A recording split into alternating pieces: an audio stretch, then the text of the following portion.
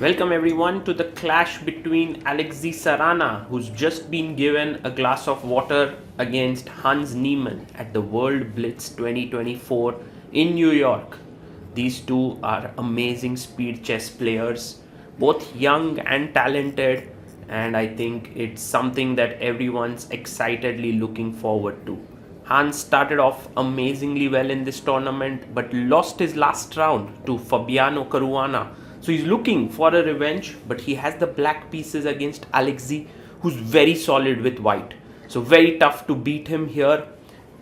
We are close to the start of the game. The arbiters signal the start, players shake hands, and off we go. We have d4, knight f6, c4, e6, and a Nimzo Indian with knight f3. The knight comes out, and now Niemann gets into a bit of a think here. He goes short castles. Bishop comes to g5, pinning the knight here. What to do? Hans takes his time in the opening. He's not rushing it here. Alexey is full on speed monster. e3 played. We are now into Ragozin territory. And a question is asked to the knight. The bishop keeps the pin. He keeps the pin on the position. And how is Hans going to continue here? It's nagging pressure that white has on this diagonal here. Black also has a pin here, but white is quite okay with that pawn. Knight bd7 takes the pawn, pawn takes, and now the bishop comes out to d3. So white is playing very natural, normal chess. He wants to castle next, maybe rook c1, and so on. And you can see Niemann being out of his prep. He plays c6, a very solid approach, not going for the c5 move, trying to solidify his center. Queen c2. We are now in like Queen's Gambit decline territory. Rook e8 seems like a normal move. Yes, he plays it. Short castles. With this bishop sticking out on b4, which is not maybe the best. He might go back in the position. Yes, he goes back to e7. And white can definitely claim a small edge. There are many ways to continue now. Rook b1 with the idea of b4, b5, minority attack. He goes h3, making space for the bishop to come back to h2. And knight h5 played here, exchanging the bishops. Black is happy to trade a few pieces. A very good idea now is to go into the center. Oh, he finds it. Rook a e1. Maybe to break with e4. Black comes back with the knight. Is e4 possible here? Or do you want to go knight d2, f3, e4? He goes directly e4. Wow. White is taking on an isolated pawn because of the lead in development here. And Hans under some pressure for sure. Look at this. The rook standing opposite the queen. He brings his queen back to f8. A very solid move there by Hans Niemann. He's saying to Alexey that yes, you might have all your pieces in play. My pieces are not playing, but I'm super solid. And what I want to do is I want to take, bring my other knight, bring my bishop out, and then you have a weak isolated pawn. And I'm going to attack against it. So the long-term edge could be with black if white doesn't do anything in the short term. Alexey keeps trading, brings his rook. He's saying like, I'm still ahead in development. All my pieces are well positioned. What's your plan here, Hans? Also, the time on the clock. I'm 40 seconds ahead of you. Bishop c4, attacking the f7 point. He wants to get in knight e5 as well. And Hans plays knight to d5, an important moment here. You can even take the knight because queen takes d5, impossible because of back rank issues. Queen b3 played here by Alexey, putting even more pressure on this diagonal. Well, you want to play bishop e6, but then the b7 pawn is hanging here, so you can't play it. Sarana really turning on the heat here. And Hans can play the move rook b8 perhaps, maybe b6. He goes a5, planning to play a4. And that's a very nice move, kind of gaining space here because white plays a4, stopping it. And now the difference is that he goes rook b8. Now can we go knight e5 with the idea of taking here, but then I have bishop e6 and black is completely fine. So rook b8 played here by Niemann. His position is good, but white can take. I think it's the moment to take, because if black gets bishop e6, black is doing really well. Just take it, Alexey, here. Well, he has a minute extra on the clock and he takes it. Bishop d5, cd5 taken. And now you have a nice knight against not so nice bishop. The reason why this bishop is not so great is because it's limited by its own pawn. Rook c1 puts the rook on the open file. Rook c8 played, offering a trade of rooks. It's not easy to break black's position, but of course it's quite uncomfortable being black here. Rook c3 played by Alexey. Hans also low on the clock. How is he going to continue here? Also, with the rook coming up, the threat is to take the pawn on b7. And once again, Hans made to think. He takes on c3. Queen takes c3. Queen g5. Oh, he's giving up the a5 pawn because bishop takes h3. He's taking on the attack to his opponent with 34 seconds. Alexey Sarana now has a decision to make. I don't think you want to be giving up your pawn here. He plays b3. Pawn comes up to b6. And knight to f3 played. Attacking the queen. The queen goes to f5. And Niemann down to 30 seconds. Alexey has 1 minute 20 seconds on the clock. Some really like irritating checks coming up on b1. If your queen tries to enter here, the b3 pawn is a bit weak.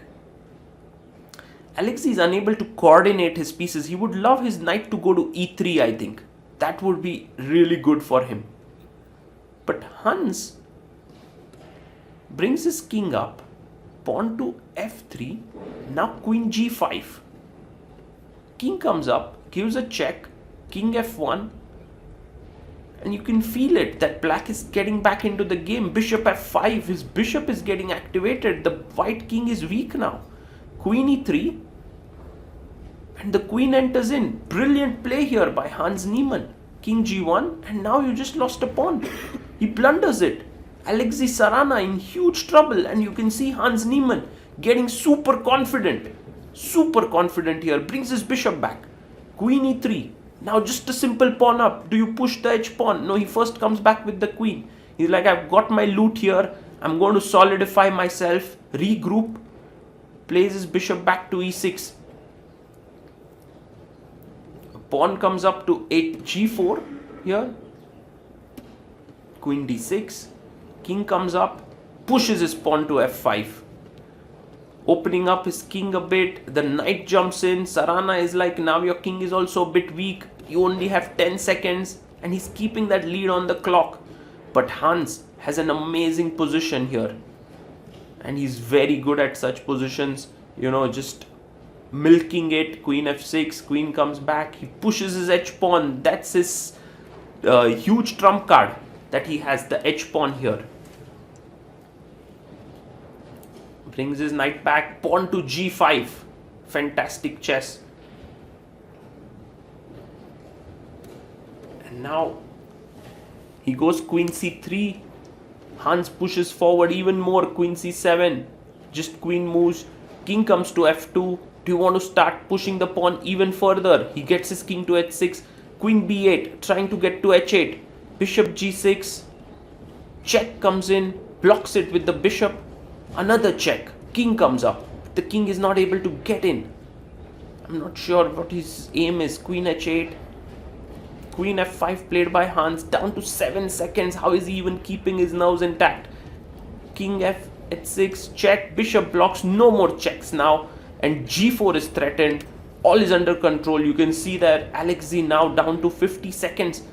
He is still having quite a lot of time on the clock, but his position is a mess. He doesn't know what to do with his knight. You can't move your knight away. There could be a check trading the queens. You don't want to be doing that. You want to take the pawn on b6, but then g4 looks very strong. How exactly to play here is the big question. Alexey, he goes king e3 with 24 seconds left. Hans pushes forward. The queen comes to d6, stopping the pawn. Good move there. King comes back to g7, a check. Bishop blocks. The queen goes back to g3, bishop e6, bishop h5 was the winning move there. King f2, and now king h6 played. He goes in again. And this time g4 is a mistake. Knight f4 is coming in. He plays it. h2, and now fg4 was best, but he blunders. Now Hans is winning. King h2, f2, brilliant move. He's winning this. He's making a queen, and now make a queen, yes, and pinning, attacking the pin knight, and now this queen endgame is completely winning. Very important now to Hans. For Hans, if he goes king e1 to first give a check and then take it. There's a very deep point behind it, but he takes it directly, and that's a big mistake. Why? Because now after check, look at this, check, and you need your king to be running away, but the king can only run away if there is an ability for the king to get to d2. Now imagine that there was another check that was given in the position there. He just almost lost on time. Check here, king here, check, and now if king wasn't here, he would have gotten in. That's the big problem. He could have gotten king d2. And now Hans cannot win this. It's a drawn position. King f4 check. King e5 check again.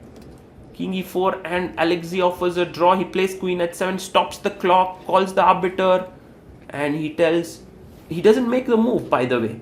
He says to the arbiter, I want to play queen h7, and Hans Niemann is asked if he agrees to a draw, and he's like, no, I don't know, maybe you can check it out if it's a threefold repetition, but it is. There is no way to get out from this threefold repetition. They've repeated thrice. Hans is trying to look on the board if there's any way, but there seems none. There seems none possible, and Alexey Sarana has managed to hold this. Wow, what a game this was. Hans Niemann played amazing chess. He really first equalized with black, tried his best to hang in on the position. Sarana was putting pressure on the board and on the clock, but then when he got the opportunity, he started turning the screws on, and then he could have very well won this game if he would have just given one more check and then taken on d4, and then the king would have gotten into d2. And you can see there Hans discussing with Alexey. They are very curious about this position, but of course a big fight and a very exciting game of chess. I hope you enjoyed it, and it's always very exciting to follow the games of both these players, Alexey Sarana and Hans Niemann.